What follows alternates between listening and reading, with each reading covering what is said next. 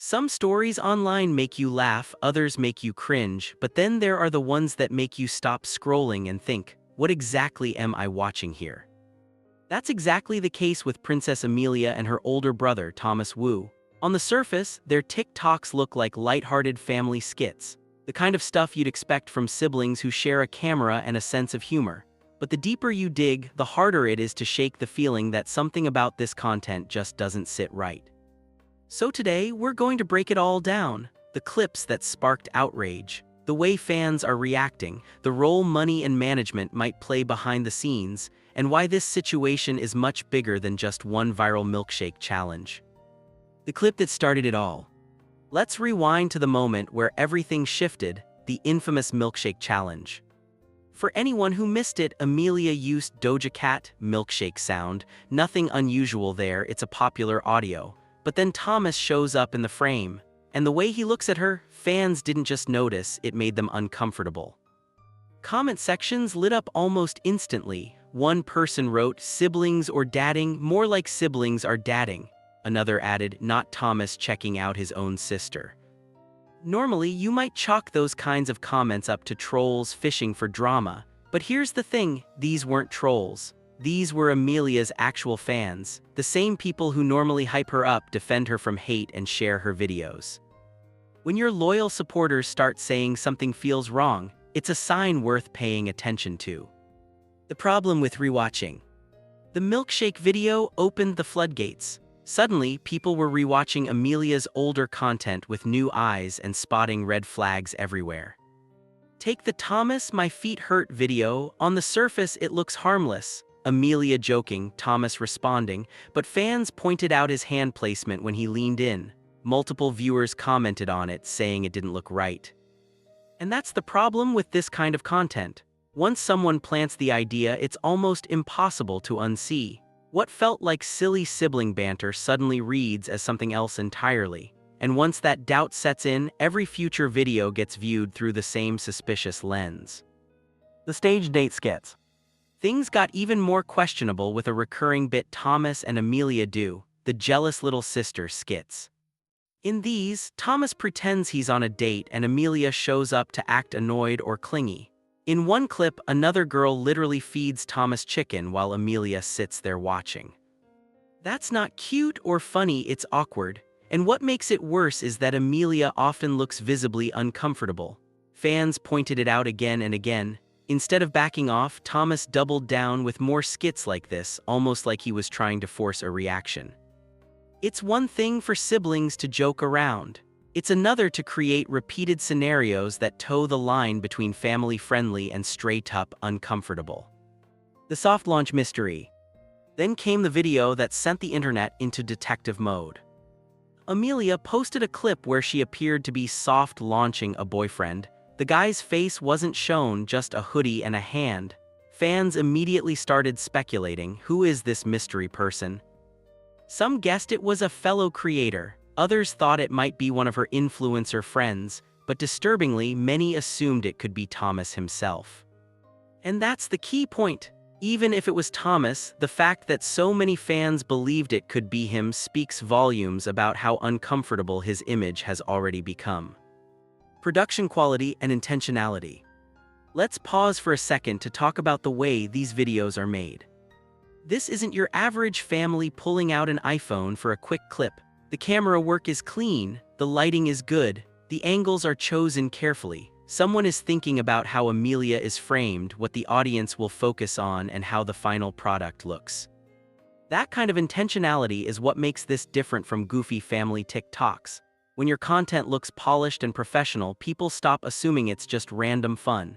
Instead, they start asking, who's really in charge here, who's making the decisions, and why are they choosing to stage these particular skits with a 16-year-old girl? The age gap. Now let's add in another factor, Thomas's age. He's turning 26. Amelia is still 16, she won't even be 17 until later this month. That's nearly a decade apart. When you put that together with the type of content they're creating, the discomfort makes sense, because it's not just siblings being silly. It's a grown man staging awkward scenarios with his teenage sister and making them the center of her online brand. The money question. And that brings us to the money. Amelia isn't just a teenager, she's a working content creator with millions of views. That means money is flowing in: sponsorships, ad revenue, brand deals. Because she's a minor in California, her earnings are technically protected under the Coogan law. This law requires that a portion of a child performer's income goes into a trust they can't access until they're an adult. But here's the messy part: Thomas is the one who helped build her accounts and position her as an influencer. He's also heavily involved in filming and producing her content. So fans are left wondering, how much control does he really have over her earnings and career? Even if legally some of her money is protected, that doesn't answer the bigger question. Is Thomas benefiting disproportionately from her success? And is Amelia being set up to succeed independently or to rely on him indefinitely? Where are the parents? The silence around Amelia's parents is deafening. We know her mom is around; she's appeared in a grocery unpacking video. So clearly the parents aren't absent, but if they're seeing the same content as everyone else, why haven't they stepped in? Fans have been flooding the comments with concerns. People are openly saying the content looks disturbing, yet the skits keep getting uploaded like nothing's wrong. When the adults in the room don't step in, the assumption becomes that they're complicit. And whether that's true or not, silence is powerful. Silence tells the audience, we're fine with this. The spoiled persona. Another layer to all this is Amelia's on-camera personality. She plays the role of the spoiled sister, the one who demands expensive gifts, throws tantrums, and insists she deserves luxury. One infamous clip shows her demanding a $7,000 gaming setup because she wants to play Roblox. Another shows her begging for Robux while Thomas argues with her about money. And then there's the sports car incident. For her 17th birthday, Thomas films himself buying her a Porsche. Why? Because he already has a McLaren and she's been wanting her own luxury car. Now, maybe this is just a character Thomas created for her. But if it's not, if this really is how Amelia is being raised, then we're watching a teenager grow up in a bubble of entitlement, content farming, and endless attention. That's a dangerous mix. The parasocial effect. This is also where the audience comes in. Because whether you realize it or not, fans of influencers develop what psychologists call parasocial relationships. These are one-sided connections where viewers feel like they know the person on screen.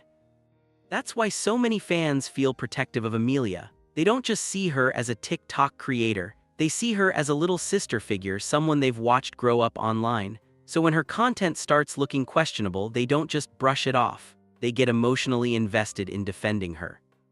And honestly, in this case, that might be a good thing. Because if the adults around her won't step in, the audience is at least raising alarms. Comparisons to other influencer families.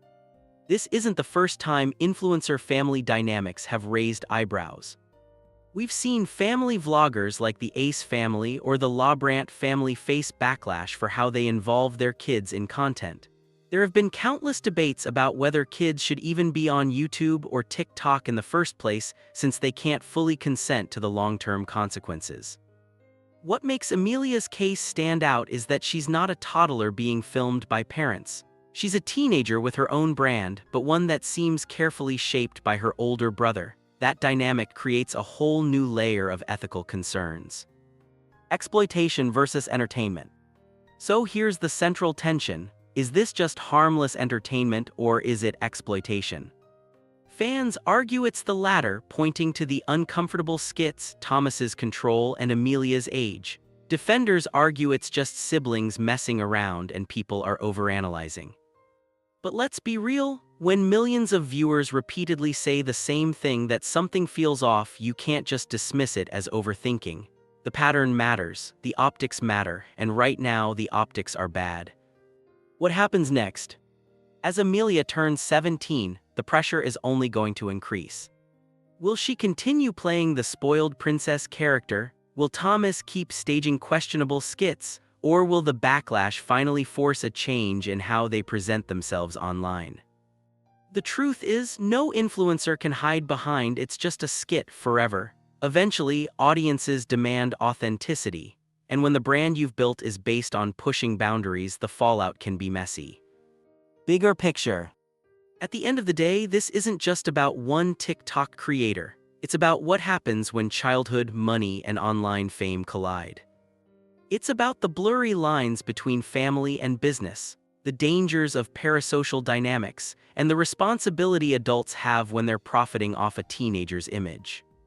Because here's the thing, Amelia might be playing a role right now, but she's still growing up. She's still figuring out who she is. And when her identity is being shaped by staged skits, expensive gifts, and constant online scrutiny, the long-term impact could be devastating. And that's where I'll leave it for today. What do you think? Are fans overreacting, or is there something genuinely disturbing happening here? Let me know your thoughts in the comments. And if you want more deep dives like this, hit subscribe and turn on notifications. I'll see you in the next one.